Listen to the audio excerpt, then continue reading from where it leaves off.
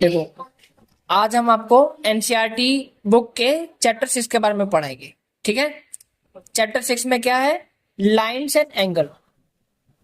Lines and angle, इसमें क्या होता है? लाइन्स एंड एंगल में, लाइन्स एंड एंगल में सबसे पहले मेन चीज होती है वो आपको एंगल को फाइंड करने आना चाहिए। जो एंगल को हम फाइंड कैसे करते हैं, सपोज करो आपको मैंने एक लाइन दे दी और एक लाइन उसको कट करते हुए जा रही है किसी भी पॉइंट पे, किसी भी पॉइंट पे कट करते हुए जा रही है। अब मैंने यहाँ पर ना ये गोला बना दिया, इसमें क्या है, इसका नेम दे दिए 1 2 3 4, इन एंगल्स के नेम दे दिए। ठीक है। सपोज करो मैंने आपको पहले से एंगल 1 की वैल्यू दे दी। एंगल 1 की वैल्यू है आपको 40 डिग्री की। कौन सी डिग्री की? हमें एंगल 2, एंगल 3, एंगल 4 निकालना है। ये तीन एंगल्स फाइंड करने हैं, तो उसके लिए आपको प्रॉपर्टी सीखनी पड़ेगी। सबसे पहले आपको प्रॉपर्टी सीखनी है लीनियर पेयर की। लीनियर पेयर, लीनियर पेयर का मतलब क्या होता है?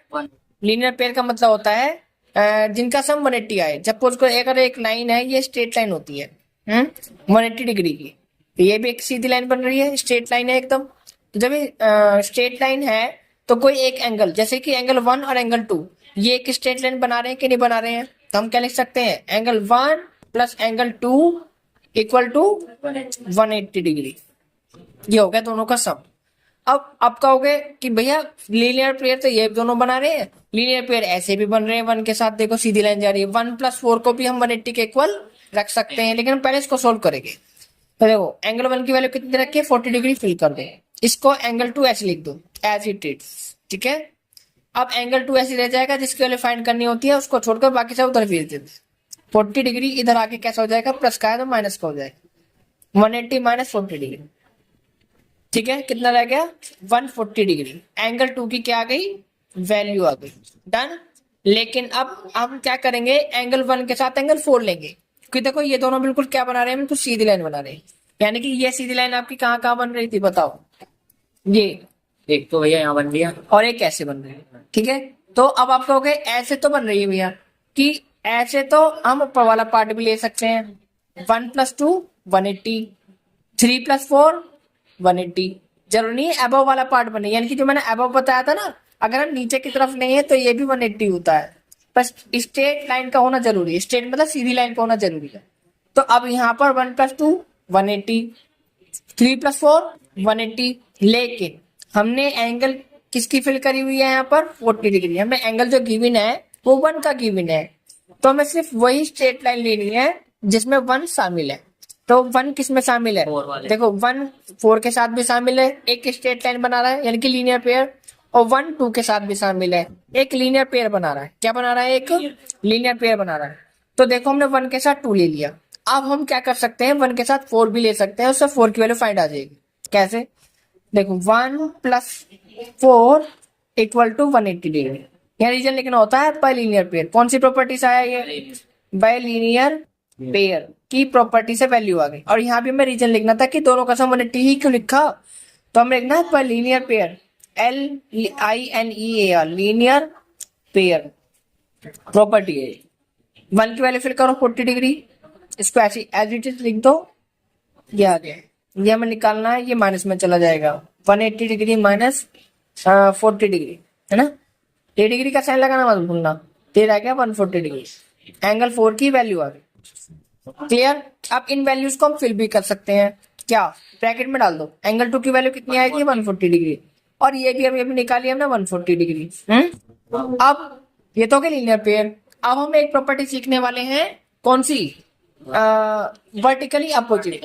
एक होता है वर्टिकली अपोजिट। अब नई प्रॉपर्टी सीखने वाले हैं वर्टिकली अपोजिट एंगल। क्लियर। इसमें क्या होता है, सपोज करो दो लाइन आपस में कट हो रही, तो इसमें ये जो एंगल होगा 1 वो इसके इक्वल हो। क्लियर। मतलब लेकिन याद रखना बिल्कुल सीधी लाइन जानी चाहिए, यानी कि अगर 1, ये एंगल 1 किसके बीच में बन रहा है, इस लाइन और इस लाइन के बीच में, तो ये जो लाइन और ये लाइन है ये सीधी जानी चाहिए। ये कहाँ जा रही है, सीधी जा रही है, और ये कहाँ जा रही है, सीधी जा रही है। तब ये यानी कि इसका जो अदर पार्ट है वो ये है, इसका अदर पार्ट कहाँ है, ये है, तो उनके बीच वाला एंगल ही इसके इक्वल होगा। इसे कहते हैं वर्टिकली अपोजिट। क्लियर? तो हम कह सकते हैं एंगल 1, लेकिन इसमें तो 3 है तो हम यहाँ पे 3 मेंशन करेंगे। तो एंगल 1 इक्वल हुआ एंगल 3 के। एंगल 1 किसके हुआ? एंगल 3। यस, एंगल 3 के इक्वल हो गया। एंगल 3 के इक्वल हो गया 1। रीजन लिखो, by vertically opposite. Vertically opposite angle. कौन सा एंगल? Vertically opposite angle. अब 1 3 के इक्वल हो गया। अब सपोज करो मैं ना आपको एक लाइन ड्रॉ करता हूं, एक ऐसे कर दी, एक ऐसे कर दी और एक ऐसे कर दी। अब ये एंगल 1 है, ये एंगल क्या बन रहा है? मान लो 3 है, तो क्या 1 इस 3 के इक्वल होगा? नहीं होगा। देखो ये एंगल 1 जो किस एंगल के बीच में बन रहा है? इस लाइन के और इस लाइन के। अब इसका अदर पार्ट कहाँ है?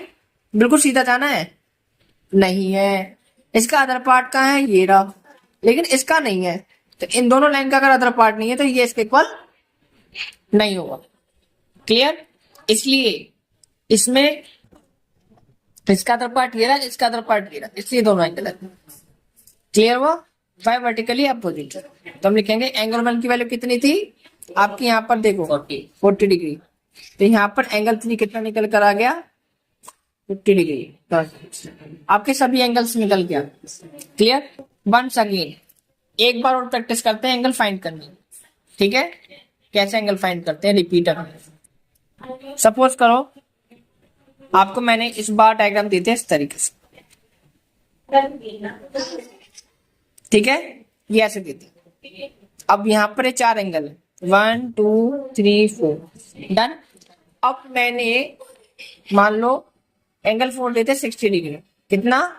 60 डिग्री। क्लियर? अभी 60 डिग्री है। तो हम ये चेक करेंगे 4 एंगल 4 दे रखा है ना, ये रहा एंगल 4 दे रखा है 60 डिग्री। कितना दे रखा है? 60 डिग्री। यस, 60 डिग्री दे रखा है।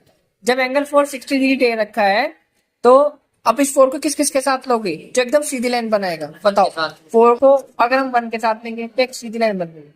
ठीक है? क्या बन रही है? सीधी लाइन। सीधी लाइन बन रही है। लिखा हमने क्या लिखा था यहाँ पे? 1 और 4 दोनों का सम 180 डिग्री लिख दिया। इन दोनों का सम ये रहा 1 + 4 180, क्योंकि एक स्ट्रेट लाइन बना रहे हैं। बना तो 2 + 3 भी रहे हैं, लेकिन इन दोनों में किसी एक की भी वैल्यू नहीं दे रखी। जिसकी वैल्यू दे रखी है उसके साथ ही लेते हैं। 4 की दे रखी है तो 4 के साथ 1 ले लिया, तो 1 + 4 180 हो गया। अब हमने 1 की वैल्यू फाइंड करनी है, 4 की दे रखी है 60 और यहाँ पे हमने 180 लिख दिया। ठीक है? प्रॉपर्टी का नाम लिखना जरूरी है, बाय लीनियर पेयर। हमने इन दोनों का सम 180 क्यों रखा? Linear pair. लीनियर पेयर मतलब स्ट्रेट लाइन बन रही है। अब आपका 60 तो यहाँ रहता है, ओ सॉरी एंगल 1। हमें 1 की वैल्यू फाइंड करनी है, तो एंगल 1 ये रहेगा और जो आपका 60 डिग्री है वो राइट हैंड साइड चला जाएगा, तो आपकी वैल्यू आ जाएगी 120 डिग्री। एंगल 1 आपका फाइंड आउट हो गया। अब नेक्स्ट, अब आप मुझे बताओ 4 को हम किसके साथ ले सकते हैं? 4 को भैया 3 के साथ भी 4 को 3 के साथ ले सकते हैं, बिल्कुल सीधी लाइन। 4 किसके साथ ले सकते हैं? 3 के साथ। ओनली 3 के साथ। भैया 1 की वैल्यू दे रखी है तो 3 निकल जाएगा। Yes, vertically opposite. लेकिन हम लीनियर पेयर से निकालना चाह रहे हैं। 1 से 4 3 भी निकाल लेंगे। अभी मैंने पीछे बताया ये 1 इन दोनों के बीच में बन रहा है और ये सीधी सीधी जा रही है, तो इसका मतलब 1 3 के इक्वल भी होगा, वर्टिकली अपोजिट। 3 में हाँ 120 आएगा। यस, तो हम 3 + 4 भी लिख सकते हैं ऐसे। हम दोनों तरीके से करेंगे। अगर हम एंगल 3 + एंगल 4 करते हैं तो 180 डिग्री आ गया। रीजन लिखेंगे बाय एलपी। एलपी मतलब लीनियर पेयर, ये लिखा हुआ लीनियर पेयर। ठीक है? 3 हमें फाइंड करना है, 60 डिग्री। 4 60 डिग्री दे रखा है। अब एंगल 3 फाइंड करना है, ये 180 के पास चला जाएगा माइनस में। ठीक है? वैल्यू आपकी रहेगी 120 डिग्री। ये एंगल 3 फाइंड आउट हो गया। अब इसी एंगल को हम डायरेक्ट भी फाइंड आउट कर सकते हैं। कैसे? एंगल 1 एंगल 3 के इक्वल होगा। कौन सी प्रॉपर्टी से? Vertically opposite. By vertically opposite. Vertically opposite angle. Opposite angle, ये प्रॉपर्टी सेटिस्फाई हो गई। यानी कि 1 3 के इक्वल है, तो एंगल 1 की वैल्यू क्या निकली हुई है? 120। तो हमारा एंगल 3 भी 120 होगा। ये रहा। इस प्रॉपर्टी से बना रहा है 120 डिग्री आ रहा है और इस प्रॉपर्टी से 120 डिग्री, दोनों से सेम वैल्यू आ रही है। अब हम एंगल 2 निकालेंगे। एंगल टू कौन सी प्रॉपर्टी से निकालना है? दोनों से निकल जाएगा। हाँ, दोनों से निकल जाएगा। एंगल 2+3 यानी कि देखो बिल्कुल स्ट्रेट लाइन बना रहे हैं, 2+1 भी स्ट्रेट लाइन बना रहे हैं, देखो बिल्कुल सीधी। तो 2 को किसी के साथ भी ले सकते हो, लेकिन नियर बाय वैल्यू इसके जस्ट पड़ोस में कौन है? ये। इसके जस्ट नियर बाय वैल्यू क्या है? ये। दोनों में से किसी एक को ले लो तो स्ट्रेट लाइन बनाएंगे। लेकिन अगर हम अपोजिट साइड लेंगे, इसका ठीक सामने वाला, ठीक है, तो वर्टिकली अपोजिट कहलाता है। हम दोनों तरीके से करके दिखाएंगे। कैसे? एक हम लीनियर पेयर वाला करेंगे।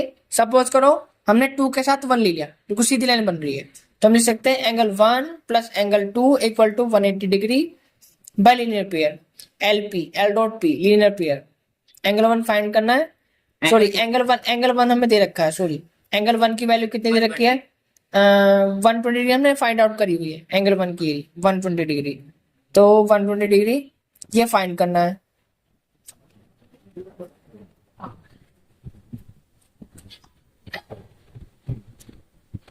वन 120 डिग्री माइनस में चला गया है ना, 60 डिग्री। इस बात का ध्यान रखना, जिसकी वैल्यू हमें फाइंड करनी होती है उसकी near by value opposite side चली जाती है और प्लस की माइनस में हो जाती है। दूसरा मेथड, एंगल 2 एंगल 4 के वर्टिकली अपोजिट से इक्वल है, तो हम लिख सकते हैं एंगल 2 एंगल 4 के इक्वल होगा by vertically opposite V dot OPP. V dot OPP मतलब वर्टिकली अपोजिट, जिसकी फुल फॉर्म मैंने पीछे लिख दी है, वर्टिकली अपोजिट। ठीक है, अब आगे देखो, एंगल 2 इक्वल कितना होगा? देखो 4 का एंगल 4 की वैल्यू कितनी आई हुई है? एंगल 4 की 60 डिग्री हमें गिवन थी पहले से, तो यहाँ पर एंगल 2 एंगल 4 के इक्वल है, तो एंगल 2 की वैल्यू भी 60 डिग्री ही आएगी। तो अब आपको ये प्रॉपर्टी अच्छे से आ गई होगी। कौन सी प्रॉपर्टी सिखाई हमने? Linear pair and vertically opposite. अब आपको एनसीईआरटी का एनसीईआरटी 6.1 एक्सरसाइज कराएंगे, एनसीईआरटी का। ठीक है, अभी आपको मैंने पहले इसके नोट्स पढ़ाए थे, ठीक है, मतलब समरी इंपॉर्टेंट पॉइंट्स बताए थे इस एक्सरसाइज के, ठीक है, जो इसमें यूज होते हैं। Linear pair and vertically opposite angle, इनका यूज होने वाला है। ठीक है, अपोजिट एंगल एक्सरसाइज स्टार्ट करने हाँ, वाले वो इसका फर्स्ट क्वेश्चन, हाँ जी, फर्स्ट क्वेश्चन आता है ये। क्वेश्चन को समझना बहुत जरूरी होता है। क्वेश्चन ने हमें क्या दिया है? इन फिगर 6.13 हम सबसे पहले फिगर बनाएंगे। इस चैप्टर के हर एक डायग्राम को बनाना जरूरी है, ठीक है, जो आपको दे रखा है। इजीली एक लाइन जा रही है और यहाँ से एक एंगल जा रहा है, इनकी लेबलिंग कर दो, ए ओ सी बी ई और ये आपका डी। ठीक है, हमें इन्होंने क्या दे रखा है? If AOC plus BOE equal to 70 degree. देखो ये रहा AOC प्लस BOE, लिख दो यहाँ पर AOC plus BOE equal to 180 degree दे रखा है, यानी कि ये वाला एंगल प्लस ये वाला एंगल इक्वल टू सॉरी आपका 70 डिग्री दे रखा, बाय मिस्टेक मैंने 180 लिख दिया, ये 70 डिग्री दे रखा, इसका प्लस इसका। अब आप देखोगे इन दोनों में से कौन सी प्रॉपर्टी हमारी लग पा रही है यहाँ पर? क्या इसके साथ कोई और एंगल लेना, मुझे इन दोनों के साथ कोई थर्ड एंगल लेना है जिसमें कोई सी एक प्रॉपर्टी लग जाए। तो देखो लीनियर पेयर प्रॉपर्टी लग रही है। लीनियर पेयर का मतलब बताया था मैंने, एक स्ट्रेट लाइन, तो तीनों एंगल मिलकर एक स्ट्रेट लाइन बना रहे हैं, ये प्लस ये तीनों का सम 180 रख दो। कैसे रखोगे? देखो एंगल AOC, ये हो गया एंगल AOC, ठीक है, फिर हमें इस वाले का नाम देना है, तो कैसे देंगे?